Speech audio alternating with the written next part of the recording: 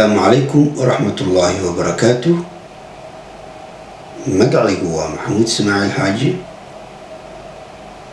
waxaan rabaa maanta inaan ka hadlo barnaamij yar oo ku saabsan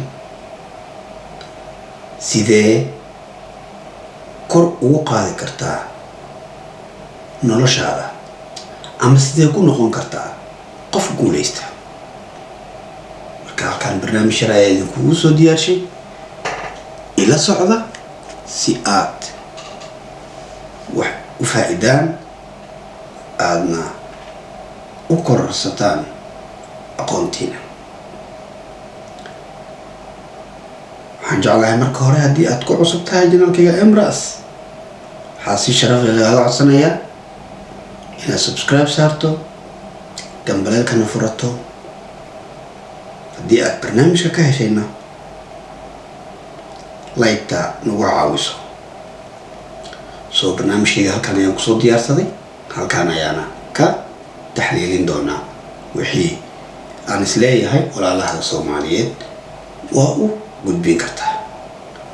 mawduucana maanta waxa uu ku saabsan yahay waa mawduuc muhiim ah, qof walbana uu ku haminayo in uu guuleysto ama noloshiisa wax ka bedelo. marka see baan ugu guuleysan karaa noloshayda, aanana u noqon karaa qof guuleysta ama wax soo hooya wax la taaban karo ee guul ah. waxaad ka bilaabaysaa naftaada. marka hore waxaad siinaysaa kalsooni. marka aad nafsadaada ka bilaawdo oo aad siiso kalsoonida, wax walbo arrimahaaga ah oo qaaska ah oo ku quseeya adigoo naftaada la dhaqmaaya Allah iswiid ah. laakiin Ilaahay quraankiisa wuu ku sheegay, anigoo af Soomaali idinkugu taxliilinaya ama idinkugu fasiraya,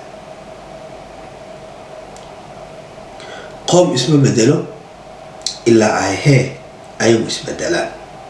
soo adigu nafskaaga waxaa loo baahan yahay in aad nafsadaada bedeli kartid oo nafsadaada wax weyn oo kusoo gudbin kartid. ma ahan in aad noqoto qof mar walba ka hadla waxyaalaha xunxun. ma ahan inaad noqoto nin mar walba u fakara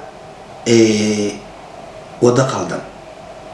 mar walba aad rabto inaad wax tiigsato waxaasna ay yihiin wax wanaagsan oo Allahna kaaga caroonaynin, waad ku guuleysanaysaa. taasi waa hubaal oo Ilaahay ayaa ku ballan qaaday. waxaa bartaa naftaada miisaan, caqligaaga, maskaxdaada waxa ku jiro gudahaaga miisaan saar oo noqo qof naftiisa yaqaan. ha ku xidhin naftaada wax kale ah ka badan. waxaad furtaa maskaxdaada oo aad balwada in aad kaga shaqaysiiso oo waxyaabo badan shaqadaada u dhigto. مثلا Soomaali haddaan qaarkeen waxaan ku fikirnaa maanta inaan wax bedeshida aragtaa. dadka qaarkood aqliyadida u saaxiibka ah qaad inay soo qaataan iyo balwad iyo waxaas isku maaweelinayaan si ay isdhihi karaan fikrad baad keenaysaa. laakiin dadka caqliga u saaxiibka ah ma aaminsana in fikrad lagu keeni karo waxyaalaha balwada ah. marka anigoo soo koobaya aanan ka hadli karin wixii maalmahan dhan aan qorayay, inta ugu muhiimsan maxaa la dhahaa aan kusoo gudbinaya. maxaad ku garan kartaa saaxiibka dhabta ah? saaxiibka dhabta ah waa midka aanan kuu wadin meelaha xunxun, waa midka arka markaad waxyaalo xun ku jirto kaawaaniya, waa midka mar walba garabkaaga taagan oo markaad dib yar ku jirto u dhaho saan ma ahan, saan waaye, kula garab kala kula istaaga, wax kuu sheega, kuwaaniya, xumaanta kuugu bedela wanaag. dadka qaarkii balwadda marka ay bartaan waxay isku dayaan qofkan inay balwadda soo geliyaan ayagoo marka hore isjeclaysiinaya qofka una soo dhawaanaya tusinayana waxyaalahan inay wax iska basiida yihiin. marka wax saaxiibka ku jecel ee saaxiibka wanaagsan waxaad markaad wax xun ku dhacdo ku qabta ee ku yidhaa saaxiib waxaasi waa wax xun oo dhinaca wanaagga ku dhaqaajiy, kaas ayaa saaxiib la dhihi karaa, nafsadaadana wax ka bedeli kara. laakiin saaxiib markaad wax xun ku jirto kugula faraxsan, markaad wixii xunta ka baxdana wanaag dhinaciisa aadana isbedela, qofkaasi saaxiib ma noqon karo. wayna jiraan dad badan oo Soomaali sidaas ah.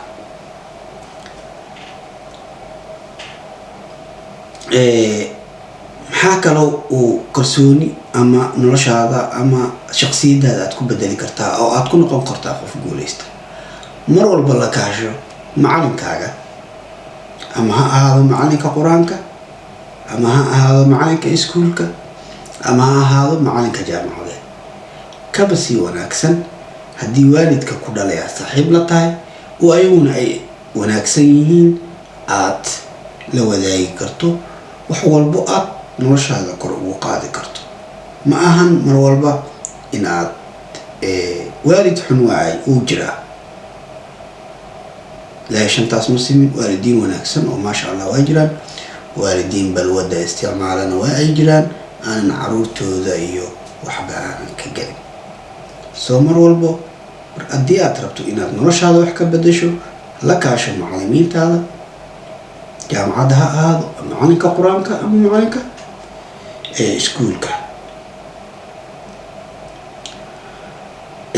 waxaad mar walba ku celcelisaa hadallada wanaagsan ee kugu dhiirigelin kara inaad guuleysato.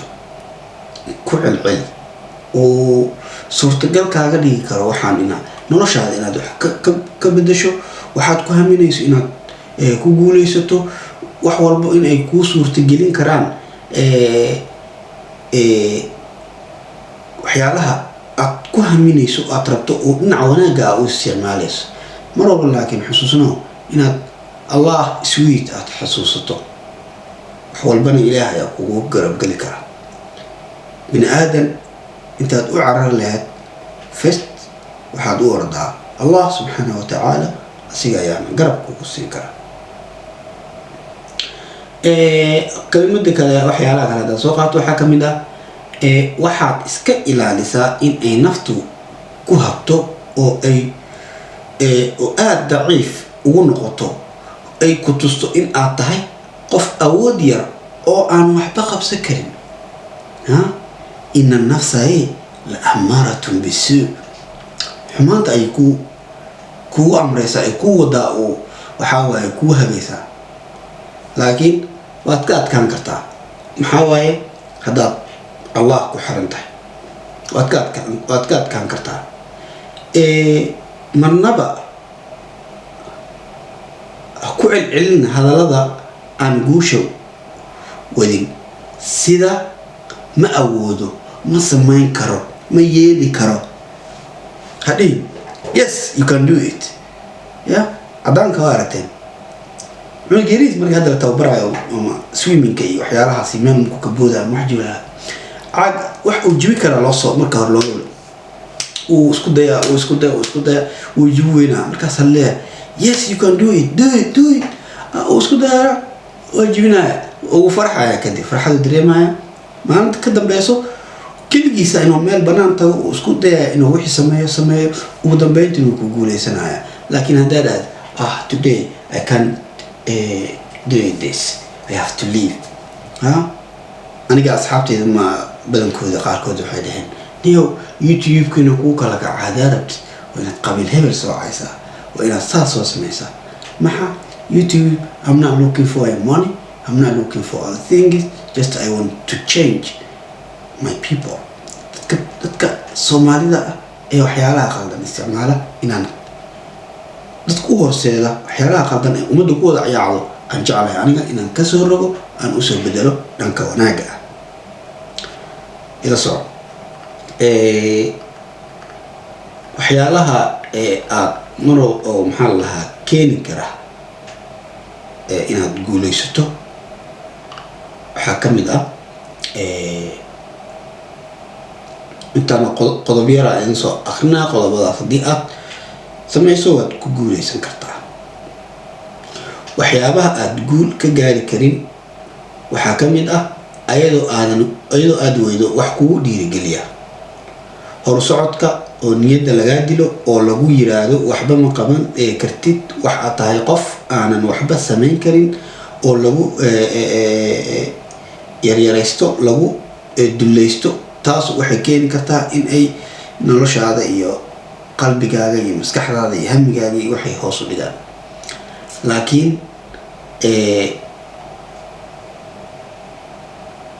waad samayn kartaa oo waad bedeli kartaa naftaada.